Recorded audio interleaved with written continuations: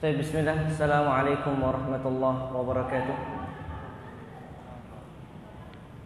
Innal hamdalillah nahmaduhu wa nasta'inuhu wa nastaghfiruh wa na'udzu billahi min shururi anfusina wa min sayyiati a'malina. May yahdihillahu fala mudilla lahu wa may yudlil fala hadiya lahu. Asyhadu an la ilaha illallah wahdahu la syarika lahu wa asyhadu anna Muhammadan abduhu wa rasuluh. Amma ba'du. Ahibati fillah, akhwani fid din, azzani Allah wa iyyakum.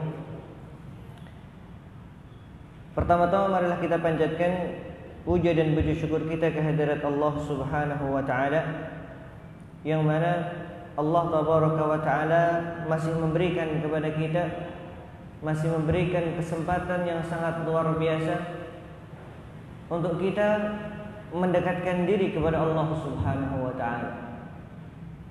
Betapa banyak manusia yang akhirnya menyesal ketika sudah berlanjut umurnya, atau ketika Allah tabaraka wa taala sudah mengambil nyawanya, barulah mereka menyesal atas apa yang mereka kerjakan ketika di dunia. Maka dengan nikmat yang Allah tabaraka wa taala berikan kepada kita ini, dan Allah tabaraka wa ta'ala memberikan kita petunjuk untuk kita gunakan waktu tersebut di dalam menuntut ilmu, maka perlulah kita sebagai seorang hamba bersyukur terhadap nikmat Allah Subhanahu wa ta'ala. Karena dengan cara kita bersyukur, Allah akan memberikan tambahan kepada kita berupa nikmat-nikmat yang lainnya. Salawat serta salam kita haturkan kepada junjungan Nabi kita Muhammad sallallahu alaihi wasallam. Beliau adalah nabi kita, beliau adalah qudwah kita, suri tauladan kita, yang mana orang ketika mengatakan cinta kepada Rasul sallallahu alaihi wasallam perlulah ditanya kembali, apakah sudah mencontoh beliau sallallahu alaihi wasallam, baik dalam akhlaknya, muamalahnya, ataupun di dalam beribadah kepada Allah Jalla Jalaluhu. Maka perlu kita selalu mengintrospeksi diri sebelum kita tidur. Apa yang sudah kita lakukan pada hari ini? Kesalahan apa yang sudah kita lakukan? Hak saudara kita yang sudah kita ambil berupa apa? Baik sengaja ataupun yang tidak sengaja. Maka perlulah salah satu adab sebelum tidur adalah kita mengintrospeksi apa yang kita lakukan selama satu hari ini. Ikhwani fid din, ikhwan wa akhwat fillah, azanallahu wa iyyakum. Insyaallah taala kita akan membahas sebuah kitab yang ditulis oleh seorang syekh yang bernama Shalih ibn Abdullah ibn Hamad al-Utsaimin hafizahullahu taala, dan beliau adalah anggota dari Hay'ah Kibarul Ulama di Saudi Arabia. Dan beliau, sebelum kita masuk ke kitab beliau, terkenal sebagai seorang syekh yang di zaman ini memiliki ribuan guru di dalam menuntut ilmu. Sampai-sampai ceritanya beliau itu rela untuk meninggalkan negara beliau menuju Aljazair, menuju Mesir, Pakistan dan yang lain sebagainya demi untuk menuntut ilmu agama. Yang mana hal ini jarang sekali kita dapatkan dari kaum muslimin, dari para duat, para ustadz yang memiliki ustadz yang luar biasa banyak ini. Kalau mungkin anak sendiri kalau seandainya mau menghitung, mungkin gak sampai 100 ustadz kita belajar ilmu agama. Tapi beliau hafizahullah ta'ala memiliki ribuan masyayikh, ribuan ulama yang mana beliau ambil ilmu dari mereka. Maka satu kaidah yang harus antum pegang, nuntut ilmu itu gak harus cuma di masjid ini. Antum bisa mencari di tempat-tempat yang lainnya. Gunakan waktu-waktu tersebut antum untuk antum gunakan untuk menuntut ilmu kepada asatidzah yang lainnya. Dan beliau Masya Allah menulis banyak sekali kitab-kitab, dan beliau adakan daurah biasanya di musim haji, ya, ataupun terkadang tidak di musim haji, di hari-hari biasa pun terkadang beliau membuat daurah ilmiah. Dan kalau antum tahu, beliau ya tatkala mengadakan daurah, yang datang itu bukan penduduk lokal saja. Tahun kemarin beliau mengadakan di Madinah kalau tidak salah, dan yang datang ada yang dari Taif, ada yang dari Riyadh, ada yang dari Kuwait, dan mereka datang menggunakan bis, tidak hanya satu bis tapi banyak 2 sampai 3 bis. Subhanallah. Saking inginnya menuntut ilmu kepada beliau hafizahullah ta'ala. Selain daripada beliau memiliki guru yang banyak, beliau pun juga memiliki murid-murid yang banyak juga. Dan inilah keberkahan di dalam menuntut ilmu insyaallah ta'ala. Ya. Bahkan juga dari Indonesia pun juga ada banyak mahasiswa-mahasiswa yang dari Indonesia pun juga ke sana. Karena penyampaian beliau yang mudah, dan beliau pun membuat kitab-kitab yang ringkas akan tapi maknanya luar biasa, ya. Dan beliau pun memberikan sanad, ya, sanad keilmuan sampai kepada muallifnya, penulisnya. Pernah suatu ketika ada yang bertanya kepada Syekh hafizahullah ta'ala, ya Syekh, ana minta untuk antum berikan ijazah sanad hadis kepadaku, dan orang tersebut ternyata dari Aljazair. Antum tahu Aljazair? Tahu nggak negara Aljazair? Nah, kalau nggak tahu antum search di Google ya. Akhirnya beliau hafizahullah ta'ala mengatakan tayyib. Pada suatu majelis, di akhir majelis beliau mengatakan, karena kemarin ada salah satu dari antum yang meminta untuk diberikan sanad hadis, dan saya lihat bahwa orang tersebut layak untuk diberikan hadis, maka aku akan berikan sanad yang mana sanad ini juga dari penduduk orang-orang yang ada di Aljazair. Istilahnya silsilah yang luar biasa, karena dari satu sumber, dari satu negara, yaitu Aljazair semuanya. Adapun kitab yang akan kita bahas pada kesempatan kali ini insyaallah taala adalah kitab yang berjudul Al-Adab Al-Ashrah atau Adabul Asharah. Artinya apa? 10 adab. Al-Adab Al-Asharah, 10 adab. Dan beliau tulis dalam bahasa yang sangat ringan sekali. Tapi maknanya kita akan lihat bersama-sama bagaimana matan-matan beliau ya banyak dikaji oleh para asatidzah di Indonesia. Salah satunya adalah yang sering antum mungkin dengar adalah kitab Ta'zimul Ilm. Ta'zimul Ilm artinya memuliakan ilmu, mengagungkan ilmu. Itu salah satu buah dari tulisan beliau hafizahullah ta'ala. Dan hendaknya seorang talibul ilm mempelajari ini sebelum mempelajari ilmu-ilmu yang lainnya. Karena di situ terdapat adab bagaimana seorang menuntut ilmu, bagaimana selayaknya seorang menuntut ilmu, dan bagaimana sikap seorang menuntut ilmu kepada gurunya, kepada temannya. Sungguh luar biasa. Kitab yang sangat mungil, hanya berapa halaman, akan tapi maknanya mengingatkan kita bagaimana cara menuntut ilmu yang dilakukan oleh para salafun as-salih.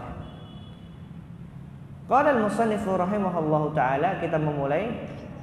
Bismillahirrahmanirrahim. I'lam hadani Allah wa iyyaka li ahsanil akhlaq anna min a'zamil adabi 'asharah.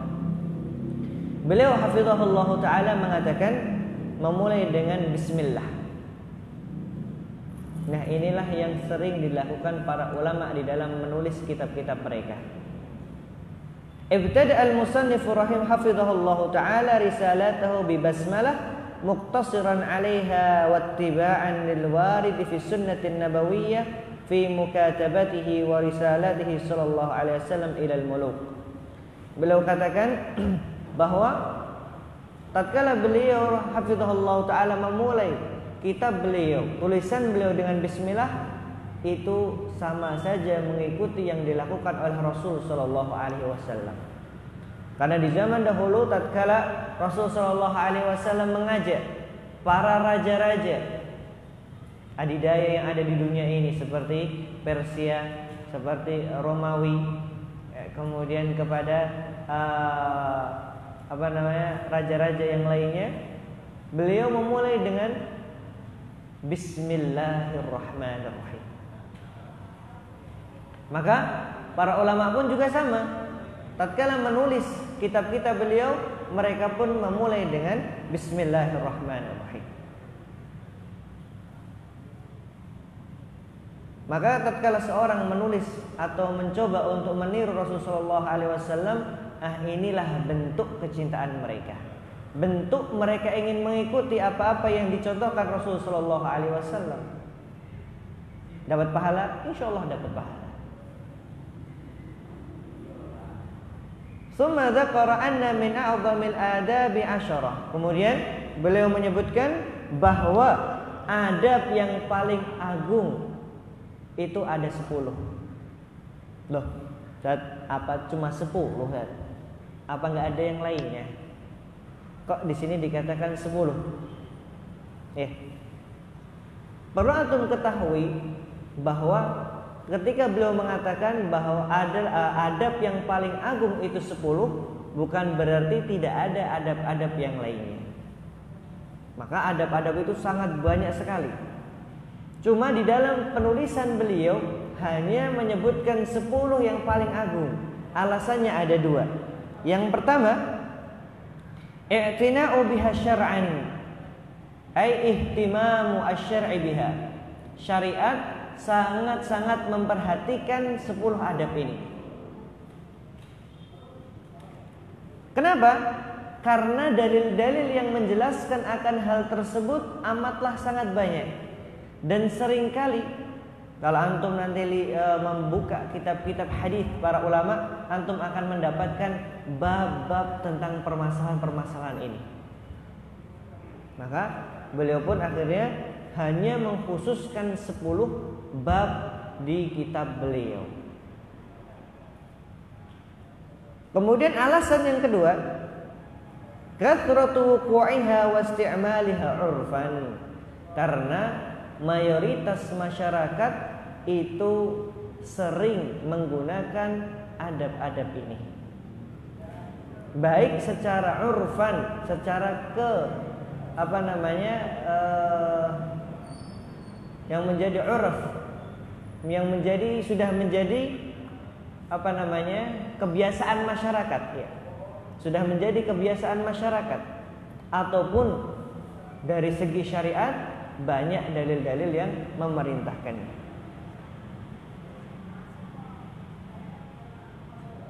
Maka beliau hafizahullah taala menyebutkan bahwa adab-adab yang paling agung adalah 10.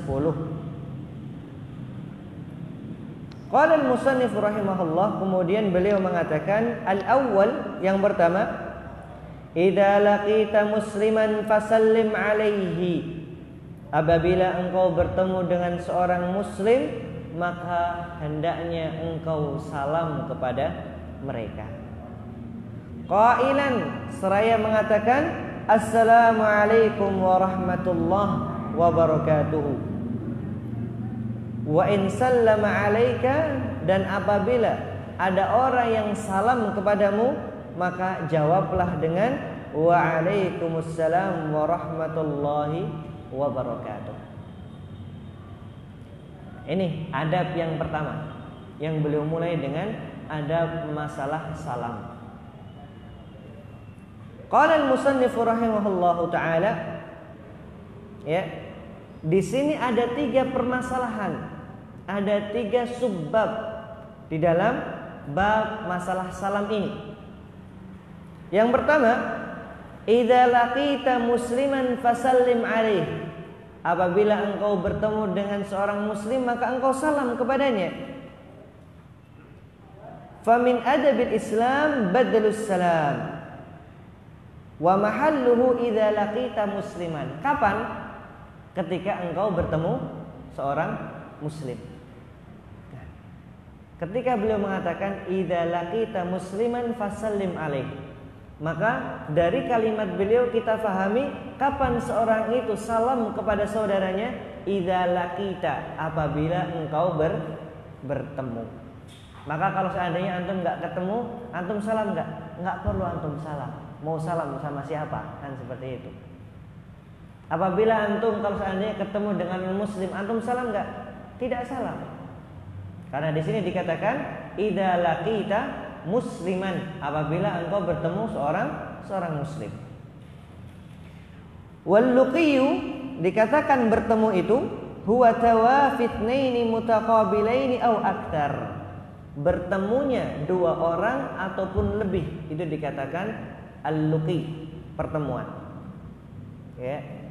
Mutaqabil artinya berhadap-hadapan. Maka tatkala tidak berhadap-hadapan tidak dikatakan al-luqi, tidak dikatakan pertemuan. Fa idza wafa ahadun ahadan wa taqabala syur'a ilqa'us salam. Maka apabila seorang itu bertemu disyariatkan untuk mengucapkan salam. Kemudian beliau mengatakan, menjelaskan al-luqiyu naw'an. Pertemuan itu dibagi menjadi dua.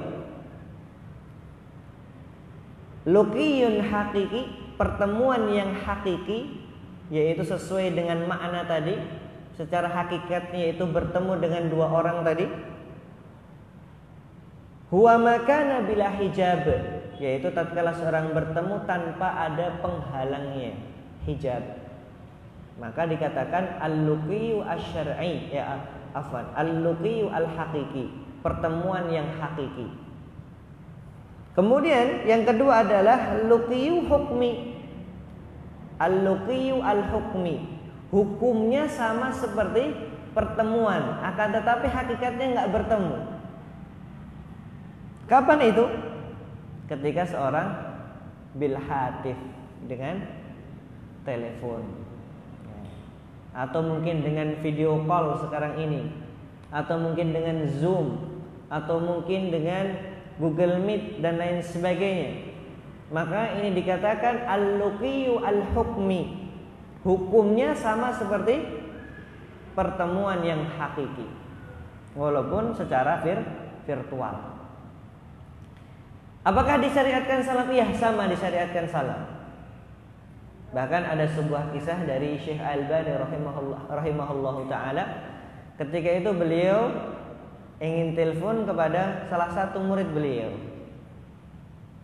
Ketika beliau telepon, anaknya langsung bilang, "Assalamualaikum, mencari siapa?" Kalau dalam bahasa Indonesianya. Maka akhirnya Syekh pun mematikan teleponnya. Kenapa? Disinilah adab seorang muslim. Kemudian beliau telepon lagi dan ternyata ayahnya yang mengangkat, ayah dari anak tadi. Kemudian beliau pun bertanya, "Apa yang kamu ajarkan kepada anakmu?"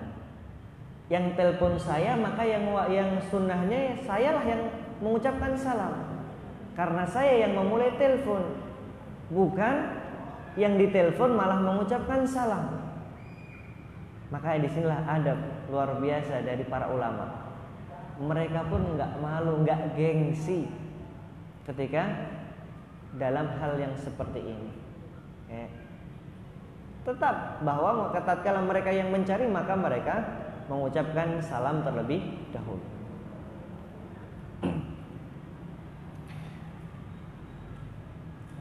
Kemudian wa syartu badlis salam kaunu man laqiya musliman la kafiran. Kapan seorang itu disyariatkan untuk salam? Yaitu tatkala bertemu dengan muslim, bukan bertemu dengan non muslim, baik dari ahli kitab ataupun selainnya. Akan tetapi tatkala mereka mengucapkan salam kepada kita, maka apa jawaban kita? Waalaikum. Cukup itu. Dan itulah yang dicontohkan oleh Nabi kita Muhammad sallallahu alaihi wasallam. Kemudian permasalahan yang kedua dari bab tentang masalah salam ini, beliau katakan qailan assalamualaikum warahmatullahi wabarakatuh. Maka dari perkataan beliau ini menunjukkan bahwa as-sighah al-kamilah. Apa as-sighah al-kamilah? Ungkapan yang sempurna adalah tatkala seorang mengucapkan assalamualaikum warahmatullahi wabarakatuh. Karena macam salam itu ada 3 nanti sighahnya, cara pengucapannya. Yang pertama dengan sempurna, yaitu assalamualaikum warahmatullahi wabarakatuh. Kemudian hanya mengucapkan assalamualaikum warahmatullahi tanpa wabarakatuh. Kemudian martabah yang terakhir adalah assalamualaikum. Dan ini pahalanya berbeda-beda ayuhal ahibba al-fudala. Ketika seorang mengucapkan assalamualaikum warahmatullahi wabarakatuh, maka akan mendapatkan 30 kebaikan. Ketika seorang hanya mengucapkan assalamualaikum, hanya mendapatkan 20 kebaikan. Kemudian ketika seorang menjawab assalamualaikum warahmatullahi, mendapatkan 20. Kalau hanya mengatakan assalamualaikum, hanya mendapatkan 10 kebaikan. Maka antum mau yang mana? Mau yang sempurna pahalanya atau mau yang saya cukuplah yang 20 saja? Jangan sampai seperti itu, ya. Baik. Assalamu fi as-sahih qaulai ahli al-ilm wa huwa al-ma'ruf an ashabin nabi sallallahu alaihi wasallam wal ahaditsul waridatu fi ziyadati 'alaiha la yasihu minha syai'an. Adapun beliau katakan tambahan dari 3 sighah tadi, 3 pengucapan salam tadi, tidak ada hadis yang menerangkan demikian. Maka para ulama sepakat sighatus salam, bentuk salam itu hanya 3 tadi yang kita sebutkan. Assalamualaikum, assalamualaikum warahmatullahi, kemudian yang sempurna assalamualaikum warahmatullahi wabarakatuh. Baik.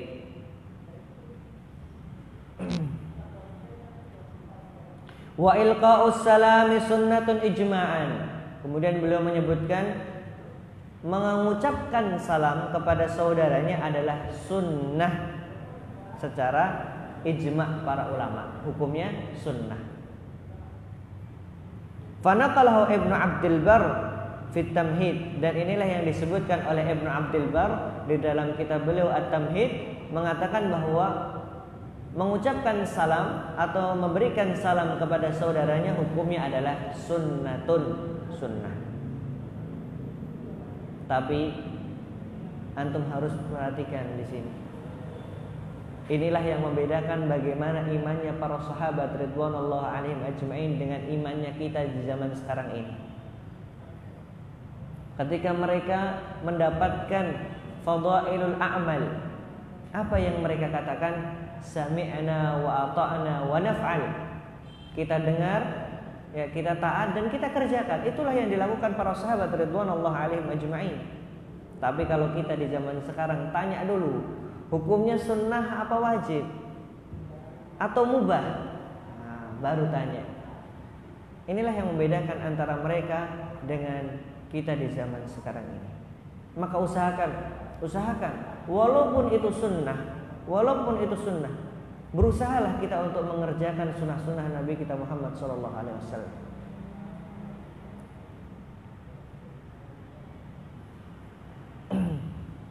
Kemudian al-mas'alatu ats-tsalitsah, permasalahan yang ketiga dari bab tentang salam di sini, yaitu perkataan musannif rahimahullahu taala, fa in sallama 'alaika faqul wa 'alaikumussalam warahmatullahi wabarakatuh.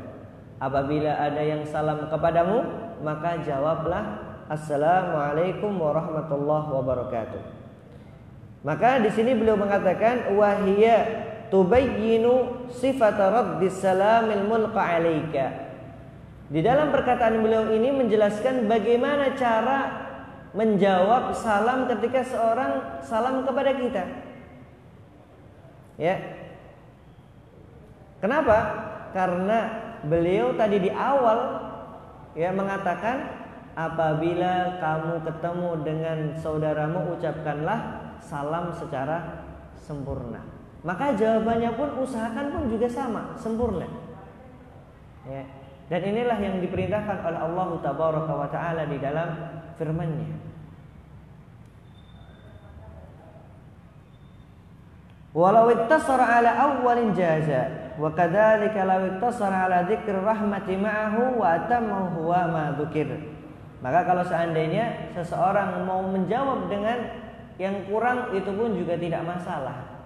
Cuman Allah Tabaraka wa Ta'ala sendiri memberikan motivasi kepada kita apabila saudara kita mengucapkan salam maka kita jawab dengan sempurna.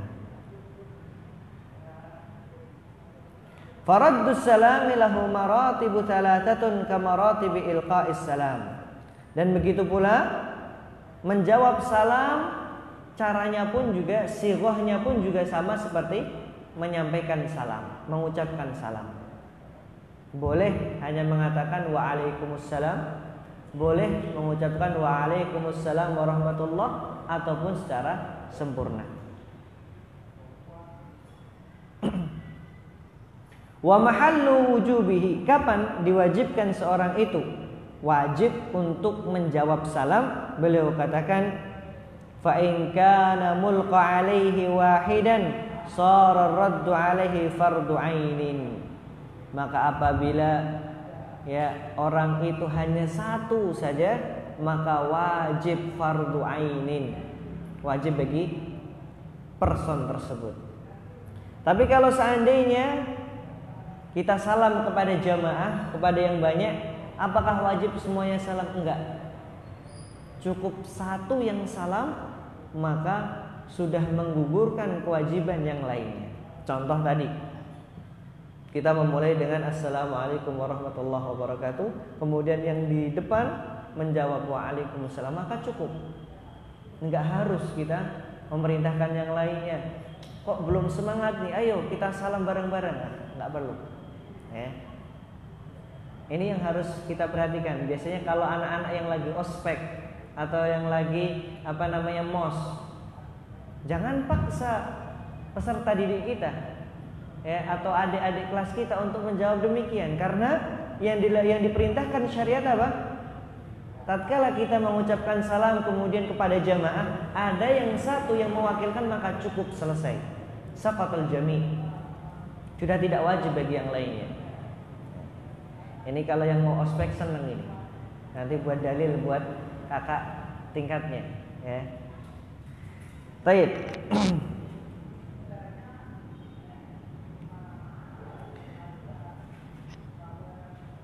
Faman sami'a as-salam wa lam yakun muradan bi ilqa'ihi alaih la yakunu raddu salam alaihi wajiban. Beliau katakan, barang siapa yang mendengar salam akan tetapi salam tersebut bukan untuk dia sebenarnya tapi untuk temannya, maka apakah wajib kita menjawabnya? Tidak. Yang wajib adalah orang tadi yang tatkala orang tadi bertemu dengan saudaranya. Contohnya yang di depan ternyata ada yang salam, kemudian kita mendengar, apakah wajib menjawab? Tidak. Yang wajib adalah orang tadi yang diajak bicara oleh saudaranya. Wallahu taala alam bishawab. Baik, tentang bab salam sebelum kita lanjutkan, apakah ada pertanyaan?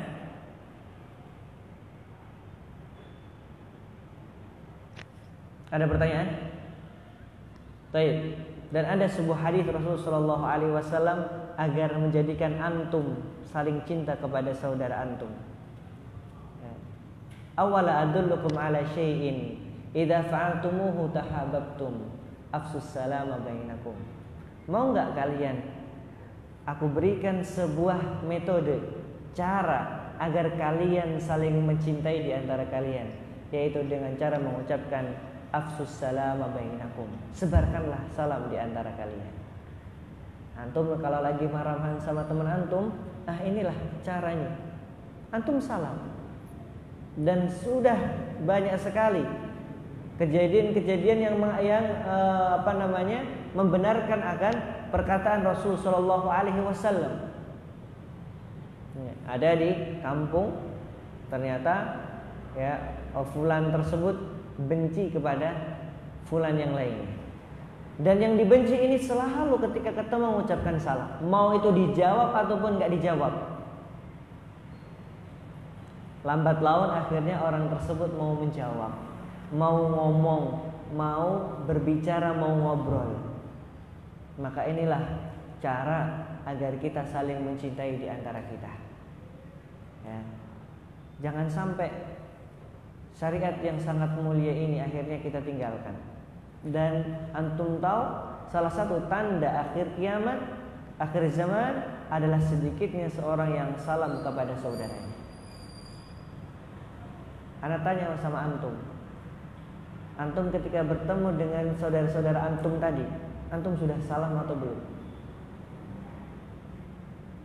Padahal para sahabat ridwanullah alaihim ajma'in, tatkala mereka berjalan kemudian ada yang menghalangi satu pohon di antara mereka, apa yang mereka lakukan? Ada yang jalan ke kanan, ada yang jalan ke kiri untuk menghindari pohon yang ada di tengah jalan tadi. Tatkala mereka bertemu, mereka kembali mengucapkan salam. Padahal jaraknya jauh, enggak jauh. Akan tapi inilah yang disunahkan. Tatkala bertemu, maka ucapkanlah salam kepada saudara antum sekalian. Wallahu ta'ala a'lam bishawab. Baik, kita lanjut kepada bab tsani, permasalahan yang kedua. Beliau hafizahullah ta'ala mengatakan, idza aradta ad-dukhula ala ahadin falyasta'dhin waqifan an yaminil bab aw yasarih fa in adina laka dakhalta fa in qila laka irji' farji'. Dalam bab yang kedua ini adalah bab tentang apa? Seseorang harus meminta izin sebelum masuk ke rumah orang lain. Dan bagaimana adabnya? Dan ini sering sekali, apalagi orang-orang tua, orang-orang Jawa di kampung, tidak mengindahkan adab-adab yang telah dicontohkan oleh Nabi kita Muhammad SAW. Beliau mengatakan, idza aradta ad-dukhul, apabila engkau ingin masuk ala ahadin, kepada rumah salah satu di antara kalian, fasta'dzin, maka mintalah izin. Waqifan an yaminil bab aw yasarih, dan dengan cara antum berdiri di samping kanan ataupun kirinya dari pintu tersebut. Jangan di depan pintu berdirinya. Fa in adina laka dakhalta, kalau seandainya antum diizinkan barulah antum masuk. Tapi kalau seandainya antum dikatakan irji, pulang, aku enggak mau menerima kamu, maka farji, pulanglah, jangan antum paksa. Maka kita jelaskan di sini perkataan beliau hafizahullah taala. Di dalam bab ini ada 4 permasalahan yang akan kita bahas.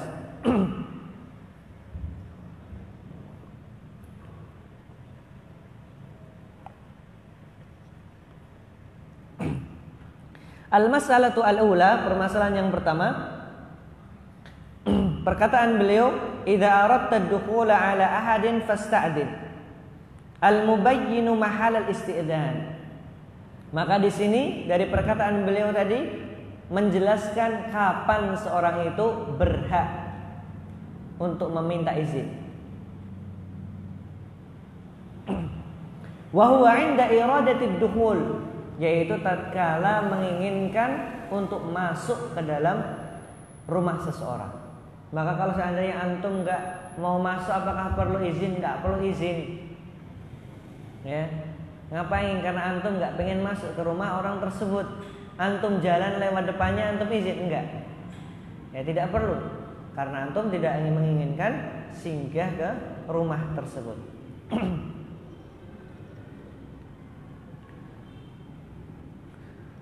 Walam yuakhirhu hatta yadkhul, dan beliau katakan Kapan izinnya? Yaitu sebelum masuk, bukan setelah masuk.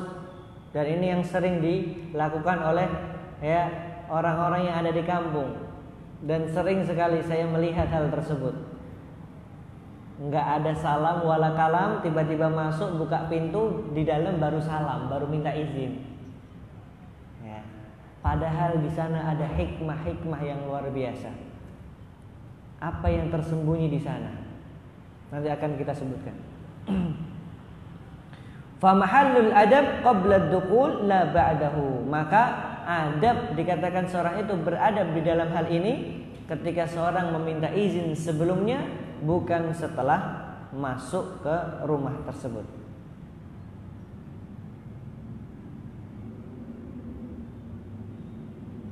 Wal amru bil isti'dzan yakunu fima huwa mahjubun 'adatan. Dan perintah untuk meminta izin itu tidak hanya pada rumah, akan tetapi suatu ruangan atau suatu bangunan yang tertutup, mahjub. Ya. Seperti apa contoh yang lainnya? Apartemen. Contoh yang lainnya seperti apa? Kos-kosan. Contoh yang lainnya seperti kantor contohnya. Kalau seandainya memang kantornya kantor yang tertutup, bukan kantor yang dibuka untuk semua masyarakat, berbeda lagi. Ya, maka diwajibkan untuk meminta izin. Wa ta'allaqa al-isti'danu bi hadhihi al-hal.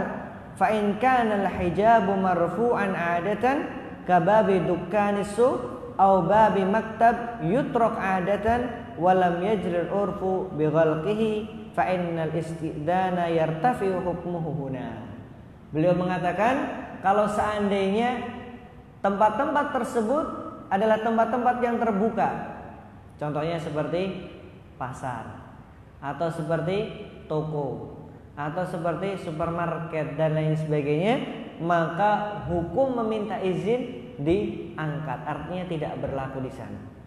Antum bisa bayangkan seorang mau masuk mall, ketok dulu pintu, assalamualaikum, mau izin mau masuk, maka bagaimana caranya? Lama akhirnya. Maka hal ini tidak berlaku ketika memang keumuman masyarakat di sana tidak menjadikan tempat-tempat tersebut adalah tempat-tempat untuk dimintai izin terlebih dahulu. Lama bisa ya. Antum mau masuk mall atau masuk supermarket, Alfamart, izin dulu baru masuk. Baik, kemudian permasalahan yang kedua adalah di dalam perkataan beliau waqifan an yaminil babi aw yasarih. Nah, bagaimana tatkala seorang itu sudah meminta izin? Sekarang dia posisinya harus di mana? Apakah di depan pintu pas? Beliau katakan entah di kanan ataupun di kiri. Hikmahnya apa? Agar kita tidak langsung tahu apa yang ada di dalam rumah tersebut. Bisa jadi di dalam rumah tersebut ada hal-hal yang tidak diinginkan untuk dilihat. Contohnya ketika di rumah mungkin tidak menggunakan jilbab, ada saudarinya, maka tatkala kita langsung melihat di depan pintunya bisa terlihat langsung. Maka disinilah hikmahnya, agar kita tidak melihat secara langsung apa-apa yang ada di dalam rumahnya, terlebih sesuatu yang tidak diinginkan untuk dilihat oleh khayalak umum yang lainnya. Kemudian permasalahan yang ketiga adalah fa in adzina laka dakhalta. Perkataan beliau, apabila engkau diizinkan maka barulah masuk. Maka di sini adalah bentuk izin dari sang pemilik rumah. Bagaimana? Bisa dalam bentuk tafadhol, silahkan, atau dengan cara mengucapkan udkhul, silahkan masuk, atau dengan sighah-sighah atau cara-cara yang lainnya, baik secara lafdzun sharih, lafaz yang jelas yang benar-benar menunjukkan kita diperbolehkan masuk, ataupun dengan ghairu sharih, dengan perbuatan, contohnya tafadhol, dibukakan pintu, antum dipersilahkan untuk masuk. Maka ini menunjukkan bahwa kita diizinkan. Kemudian permasalahan yang keempat, fa in qila laka irji' farji'. Maka apabila sang pemilik rumah tadi mengatakan pulang kamu, maka hendaknya kita pulang. Jangan maksa. Ya. Antum kok bakhil sekali, ana pengen main ke antum kok nggak boleh. Nggak boleh kita mengatakan demikian.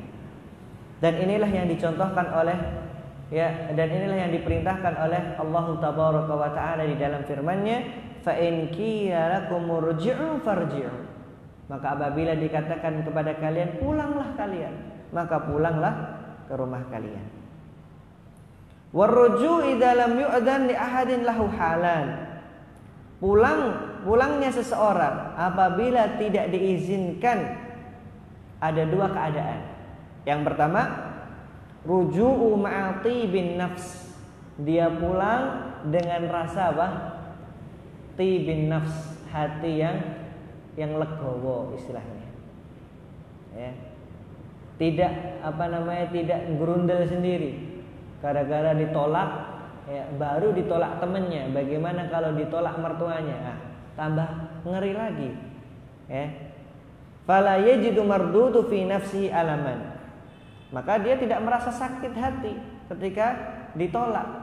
Ya, karena memang itu adalah hak dari sang pemilik rumah untuk menerima tamu ataupun tidak menerima tamu. Kemudian keadaan orang yang kedua adalah ruju'u ma'a khubsi nafs.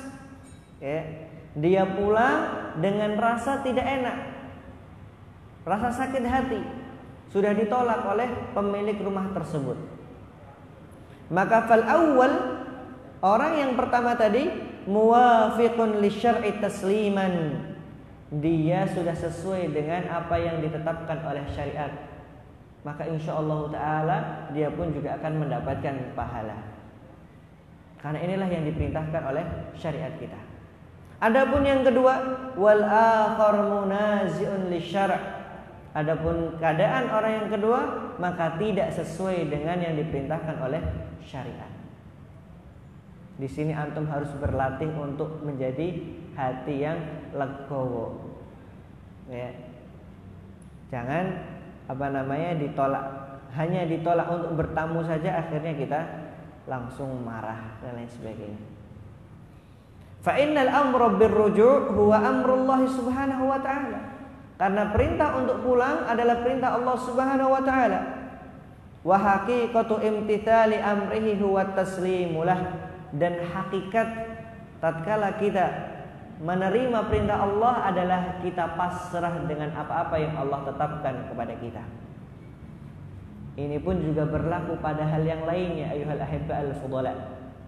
Ketika memang itu belum menjadi hak kita, maka kita legowo, kita menerima. Dan inilah ketetapan Allah Subhanahu wa taala kepada diri kita.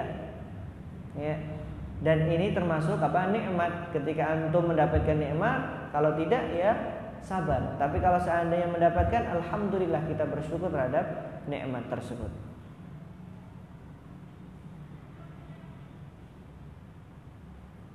Baik. Wa baqiya hukmun tsalits huwa adamu ijabatil musta'din. Nah, sekarang kalau seandainya tidak ada jawaban dari pemilik rumah tadi, apakah diizinkan atau tidak, maka bagaimana sikap antum? Fa'il lam yujab raja'a. Maka kalau seandainya pun juga tidak ada jawaban dari sang pemilik rumah, pulang juga. Jangan antum memaksa, bahkan dicari diintip ada nggak sih orangnya dan lain sebagainya. Bahkan dalam hadis Rasulullah SAW mengatakan, barang siapa yang mengintip rumah seseorang, maka berhak bagi pemilik rumah untuk mencolok matanya. Ini hak bagi pemilik rumah. Tahu, wah ini nih, kok fulan udah nggak ada nggak diizinkan, kok malah ngelirik-ngelirik. Maka di dalam syariat Islam, tatkala seseorang itu tadi mencolok matanya, dia tidak dikenakan diyah. Apa itu diyah? Yaitu uang ganti atas apa yang telah dia lakukan. Tapi kalau seandainya dalam keadaan biasa antum mencolok mata saudara antum, maka antum harus membayarnya. Dan satunya ini antum harus membayar 50 onta, seharga 50 onta. 50 onta itu berapa? Satu onta ada yang tahu harganya? Kira-kira berapa satu onta? Ada tahu? Kemungkinan 40 kalau nggak salah. 40 jutaan. Kalau 40 dikali 50 berapa? Kaya antum, ya. Itu kalau di negara Islam, syariat Islam. Di Saudi pun juga sama keadaannya demikian, ya. Antum kalau membahas tentang bagaimana tubuh kita ini sangat luar biasa mahalnya, ya. Tangan-tangan kita, jari-jari kita ini, satu jarinya dihargai 10 onta. Satu jarinya. Kalau seandainya dipotong ruasnya, satu ruas, maka harganya 3 onta. Kaya antum. Pengen kaya cepat, nah, antum suruh teman antum potong, ya. Luar biasa mahalnya. Kuping juga sama. Satunya 50 onta, ya. Kaidahnya adalah sesuatu anggota badan yang memiliki 2, ya, maka hitungannya adalah 50-50. Tapi kalau jari karena memang 10, maka 100 onta dibagi 10. Maka satu jarinya adalah 10 onta. Nah, luar biasa, ya. Mahalnya, luar biasa mahalnya tubuh kita. Fal isti'dzanu lahu halan. Meminta izin ada 2 keadaan. Yang pertama, husulul ijabati bil idni awil mana'. Pertama, seorang itu mendapatkan jawaban baik diizinkan ataupun dilarang. Fa in udhina lahu dakhal, fa in muni'a raja. Kalau seandainya dipersilahkan maka kita masuk, tapi kalau dilarang maka kita pulang. Ini ringkasan saja dari perkataan beliau. Wal akhar, kemudian yang kedua, adamu husulihi, tidak mendapatkan jawaban, baik itu jawaban diterima ataupun ditolak. Fala yujabu biidni aw mimana fayarji. Maka dalam kasus kedua ini pun juga sama, yaitu orang juga harus pulang, tidak boleh memaksa untuk masuk ke rumah orang tersebut. Wallahu taala a'lam bishawab. Ada pertanyaan yang lainnya? Ada pertanyaan sebelum kita lanjutkan? Kita sampai jam berapa? Jam 9:30. Baik, tinggal 14 menit lagi. Ya, 14. 11 menit lagi. Silahkan. Ana pengen antum ada pertanyaan, mau pertanyaan tentang bab kita ataupun pertanyaan-pertanyaan yang lainnya. Wallahu taala a'lam bishawab. Silahkan. Ada enggak pertanyaan-pertanyaan yang berkaitan dengan bab kita pada pagi hari ini, atau pertanyaan-pertanyaan yang lainnya yang berkenaan tentang fikih insyaallah taala? Mau tanya langsung atau pakai tulisan juga boleh.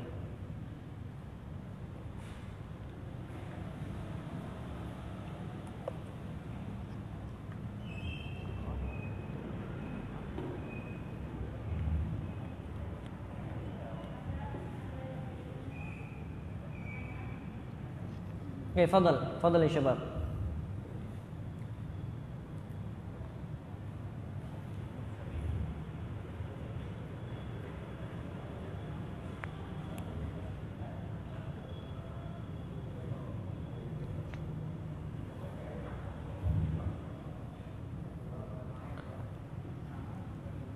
Baik, ada satu hal yang tadi kelupakan, ya, penjelasan yang pertama tadi. Ketika mu'allif rahimahullahu taala menyebutkan di dalam kitab beliau ini dengan mengucapkan i'lam hadani Allahu wa iyyaka li ahsanil akhlaq. Di sini ada sebuah hadis yang dicontohkan oleh baginda Nabi kita Muhammad sallallahu alaihi wasallam, dan ini jarang sekali kita dengarkan doa tersebut di antara kaum muslimin. Yaitu apa doanya? Allahumma hdini li ahsanil akhlaq, la yahdi li ahsaniha illa ant. wasrif anni sayyi'aha la yasrif anni sayyi'aha illa anta. Inilah doa agar kita diberikan rezeki oleh Allah Subhanahu wa taala berupa akhlak yang mulia. Maka usahakan antum doa, hafalkan doa ini. Allahumma hdini li ahsanil akhlak. Ya Allah, berilah hidayah kepadaku untuk berakhlak yang mulia. La yahdi li ahsaniha illa ant.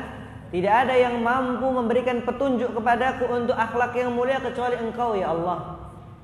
Wasrif anni sayyi'aha, dan jauhkanlah dari diriku dari akhlak-akhlak yang buruk. La yasrif anni sayyi'aha illa ant, dan tidak ada yang mampu menghilangkan akhlak yang buruk ini kecuali Engkau ya Allah. Ini yang dicontohkan oleh Nabi kita Muhammad sallallahu alaihi wasallam. Padahal beliau itu seorang nabi dan beliau sering berdoa dengan doa yang demikian. Apalagi antum juga ketika ngaca, apalagi yang akhwat suka ngaca, jangan lupakan adab-adab di dalam berkaca. Apa doanya ketika kita mau berkaca? Allahumma kama. Ada yang hafal? Siapa yang hafal?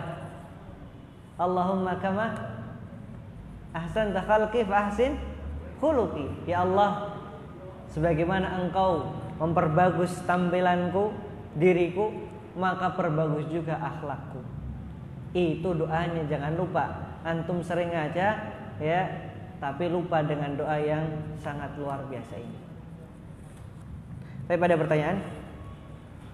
Assalamualaikum warahmatullahi wabarakatuh. Waalaikumsalam warahmatullahi wabarakatuh. Bagaimana jika memilih untuk tidak berteman atau berkontak dan memilih untuk tidak berdekat-dekatan karena orang tersebut membawa banyak dampak buruk atau membuat tambah dosa? Apa hal tersebut diperbolehkan? Terima kasih. Wassalamualaikum. Taib. Teman itu bagaikan sebuah tarik tambang.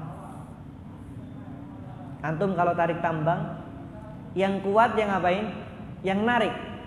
Tapi tatkala antum yang lemah, antum yang gak kuat, maka antum yang akan tertarik. Maka disinilah bagaimana sikap seorang muslim. Ketika antum bisa untuk menarik orang tersebut dari hal yang buruk kepada yang baik, maka antum tarik, antum bawa teman tersebut. Tapi ketika antum tidak mampu, tidak kuat, maka ada dua tipe orang tersebut, orang yang demikian. Pertama, dia berteman dengan orang tersebut dan membiarkan dirinya untuk tertarik kepada orang tadi. Dan yang kedua adalah orang yang hikmah, yaitu tatkala dia tidak mampu maka dia tinggalkan lillahi subhanahu wa ta'ala. Sama seperti tarik tambang. Oke lah, mungkin antum akan merasa kalah, akan tapi antum tidak akan merasa sakit dan antum tidak akan terkena celaka. Ya, tapi ketika antum ngotot pengen narik padahal antum sudah kelihatan kalah, apa yang terjadi? Antum yang akan tertarik dan antum yang akan terjungkal ke arah teman tersebut. Ya. Maka inilah sebagaimana dikatakan as-sahibus sahib, teman itu yang menarik. Ya, maka perhatikanlah. Kemudian ayyuhal ahibba al-fudala, bagaimana sikap kita? Boleh kita tinggalkan karena Allah Subhanahu wa taala. Dan jangan lupa untuk mendoakan hidayah kepada teman kita tersebut. Al-Imam Al-Basri rahimahullahu taala mengatakan, "Aktsiru minal asdiqa'is salihin fid dunya fa inna lakum syafa'atun yaumal qiyamah." Perbanyaklah kalian untuk berteman dengan orang-orang yang saleh, orang-orang yang mengajak antum kepada surganya Allah Subhanahu wa taala. Karena kelak mereka akan menjadi syafaat pada hari kiamat. Antum akan ditanya, "Ya Allah, ketika teman antum yang dahulu lebih dahulu meninggal dunia, maka akan ditanya, ya Allah, mana saudaraku dulu, yang mana mereka dulu ketika di dunia selalu beribadah denganku, mengajak kepadaku untuk menuju surganya Allah Subhanahu wa taala, maka mereka akan memberikan syafaat kepada kita. Wallahu taala alam bisawab. Assalamualaikum warahmatullahi wabarakatuh. Waalaikumsalam warahmatullahi wabarakatuh. Ustaz, bagaimana cara mengungkapkan dan mengutarakan kesalahan yang menurut saya salah? Apakah harus meminta maaf dan mengutarakan kesalahan secara gamblang, dan apakah setelah saya taubat saya diterima? Terima kasih, wassalamualaikum. Kok kayaknya sama ini ya. Baik. Bagaimana mengungkapkan kesalahan?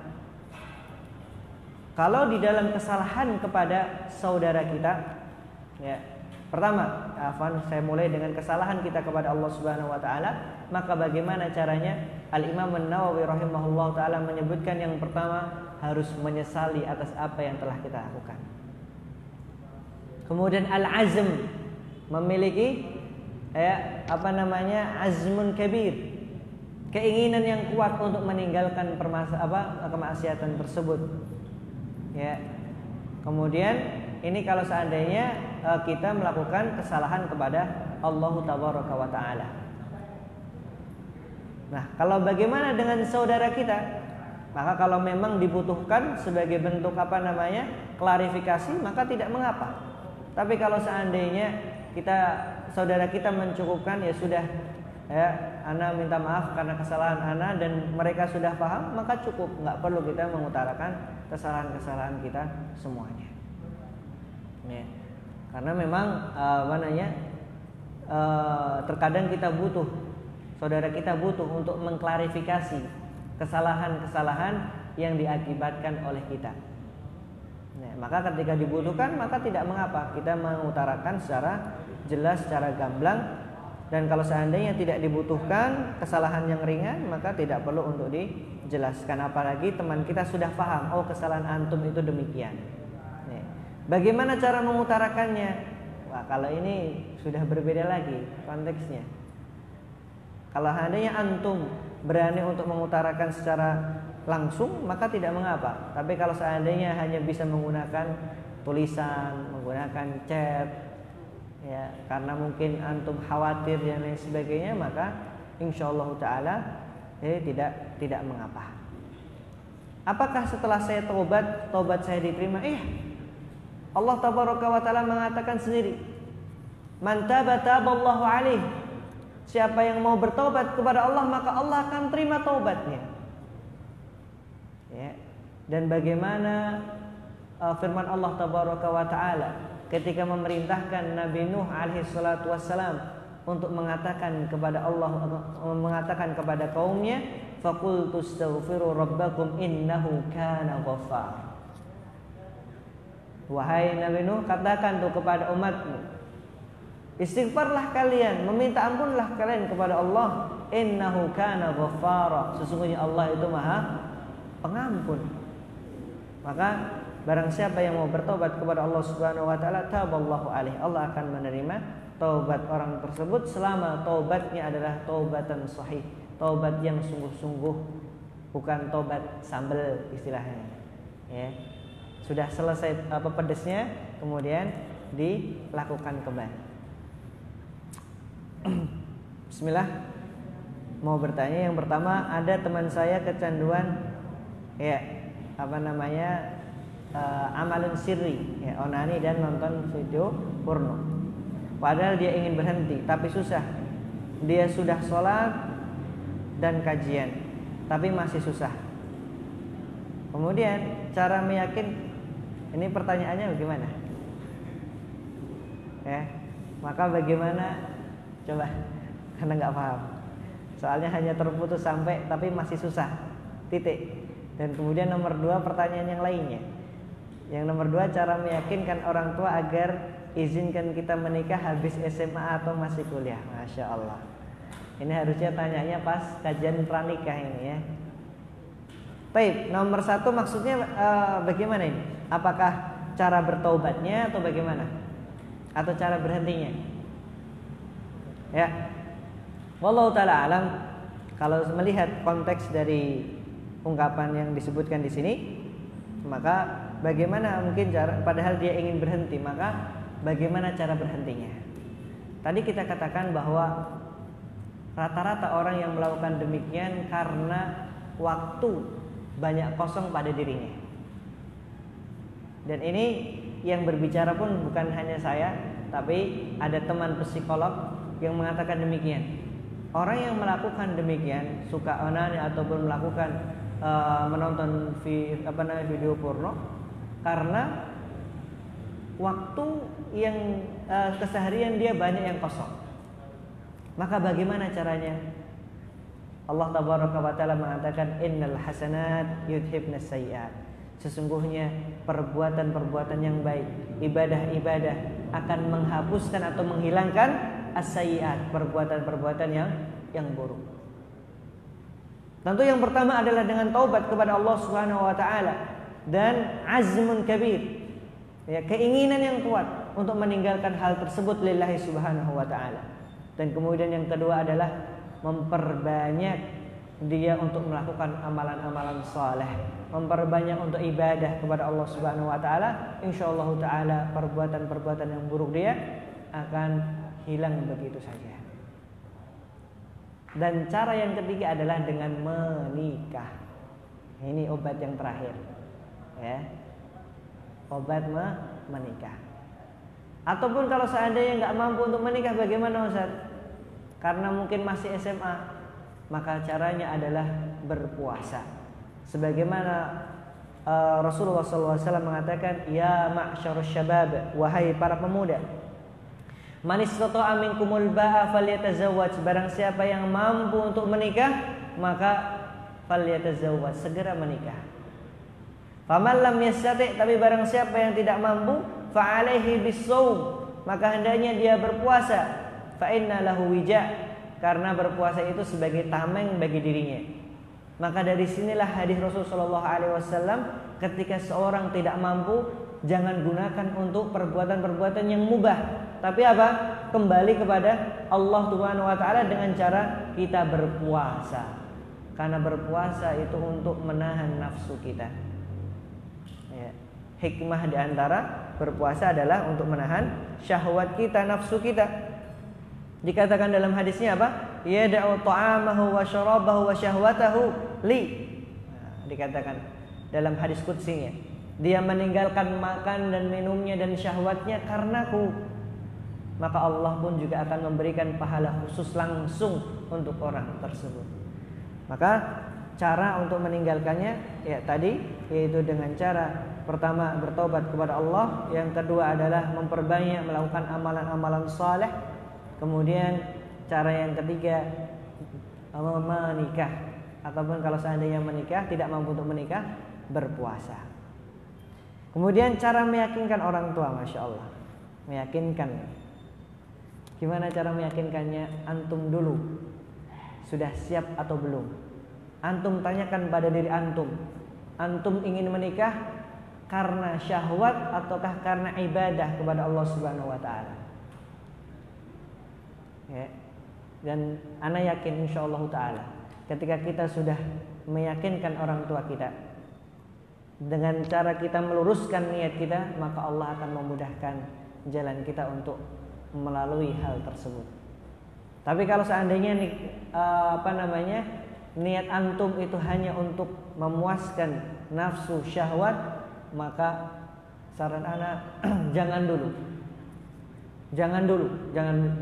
untuk mengutarakan untuk menikah. Kenapa?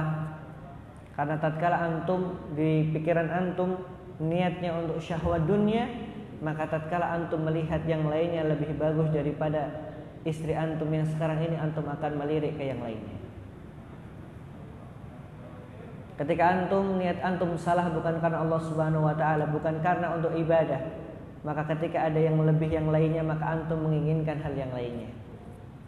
Maka sebelum kita meminta izin kepada orang tua, adalah yang pertama antum harus luruskan niat antum.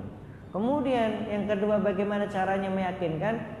Ketika antum, sikap antum sudah dewasa, meyakinkan diri kepada orang tua antum layak untuk menikah, maka saya yakin insya Allah orang tua tidak akan menolaknya.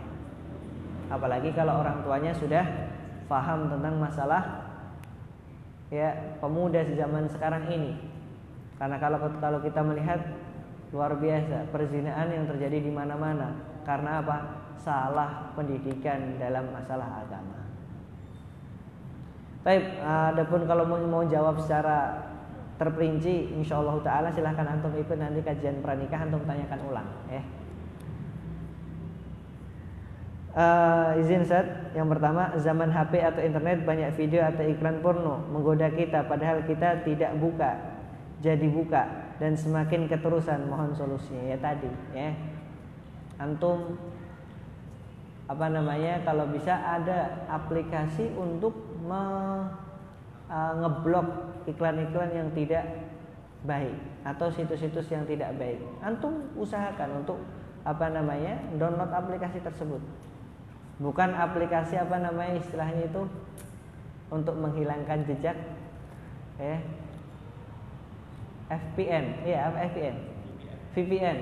VPN untuk menghilangkan karena internet di Indonesia dilarang, akhirnya cari di yang lainnya, ya, negara yang lainnya. Kalau kata Pak Menteri kan seperti itu. Masyarakat Indonesia, Menteri Kominfo, ya, pemudanya banyak yang menggunakan VPN setelah Google, ya, dilarang untuk mengakses atau mencari pencarian film-film yang demikian. Baik. Wallahu taala alam bisawab. Tadi sudah sedikit kita bahas masalah itu. Assalamualaikum warahmatullahi wabarakatuh. Saya izin mau bertanya, jika ta'aruf dengan orang yang berbeda manhaj, insyaallah. Manhaj dalam artian yang diajak ta'aruf hanya mengikuti golongan mereka, bagaimana sikap kita? Sikap kita adalah kalau memang antum benar-benar banget cuma menginginkan fulanah, maka bagaimana solusinya? Apakah harus cari yang lainnya sebelum antum ditarik kepada mereka? Dan banyak sekali kasus, ya. Ana tidak membicarakan masalah golongan di sini. Akan tapi banyak sekali yang sebelumnya orang tersebut soleh, kemudian gara-gara istrinya atau gara-gara calon istrinya tidak baik, akhirnya orang tersebut tertarik kepada istrinya tadi. Yang sebelumnya mengaji akhirnya tidak mengaji. Banyak sekali kasusnya. Ya, ana tidak mengatakan golongan manapun. Cuma kita dalam perspektif yang lebih global lagi, yaitu bagaimana akhlak seorang wanita tersebut. Ya. Maka ketika akhlak wanita tersebut tidak baik, tinggalkan. Karena insyaallah ta'ala Allah akan memberikan ganti yang lebih baik. Dan yakinlah kepada Allah Subhanahu wa ta'ala akan hal tersebut. Tatkala kita sudah yakin bismillah meninggalkan karena Allah, maka Allah akan menggantikan sesuatu yang lebih baik daripada hal tersebut. Antum ingatlah sebuah kisah di zaman Rasul sallallahu alaihi wasallam, ada Ummul Habibah kalau tidak salah, kata ditinggal mati oleh suaminya. Ya. Ingatkan saya kalau seandainya salah. Ummul Habibah kalau tidak salah, ya. Ketika ditinggal suaminya, apa yang beliau lakukan? Beliau menangis sejadi-jadinya. Karena apa? Suami beliau adalah suami yang menurut beliau adalah suami yang terbaik. Kemudian Rasulullah Shallallahu Alaihi Wasallam mengajarkan, mau nggak aku ajarkan sebuah doa. Tatkala engkau berdoa demikian, insyaallah taala Allah akan mengganti yang lebih baik. Maka ucapkanlah, inna lillahi wa inna ilaihi raji'un. Allahumma ajirni fi musibati wa akhlif li khairan minha. Inna lillahi wa inna ilaihi raji'un. Allahumma ajirni fi musibati, ya Allah, berilah pahala dari musibah yang menimpaku. Wa akhlif li khairan minha, dan ya Allah gantikanlah yang lebih baik daripada yang sebelumnya. Dan kemudian Rasul sallallahu alaihi wasallam mendapatkan perintah untuk meminang, ya, Ummul Habibah, ya, mendapatkan orang yang paling terbaik, ya, yaitu Nabi kita Muhammad sallallahu alaihi wasallam. Maka sama, ketika antum merasa ragu-ragu, tidak mampu untuk menarik dia kepada jalan yang hak, contohnya kepada akhlak yang baik, maka antum tinggalkan karena Allah Subhanahu wa taala dan cari yang lainnya. Dan antum gak usah khawatir. Insyaallah stok banyak ya, enggak akan habis insyaallah taala ya. Baik. Wallahu taala alam bisawab. Ini yang bisa kita sampaikan. Kalau seandainya ada jawaban yang kurang memuaskan, semuanya datang dari pribadi dan juga karena sedikitnya ilmu. Dan kita memohon kepada Allah Subhanahu wa taala agar diampuni segala dosa-dosa yang telah kita lakukan, dan semoga Allah tabaraka wa taala memberikan kita hidayah itu taufik, agar senantiasa berada di atas jalan Nabi kita Muhammad sallallahu alaihi wasallam. Amin ya rabbal alamin. Kita tutup dengan doa kafaratul majlis. Subhanakallahumma wa bihamdika asyhadu an la ilaha illa anta astaghfiruka wa atubu ilaik. Wa akhiru da'wana 'anil hamdulillahi rabbil alamin. Assalamu alaikum warahmatullahi wabarakatuh.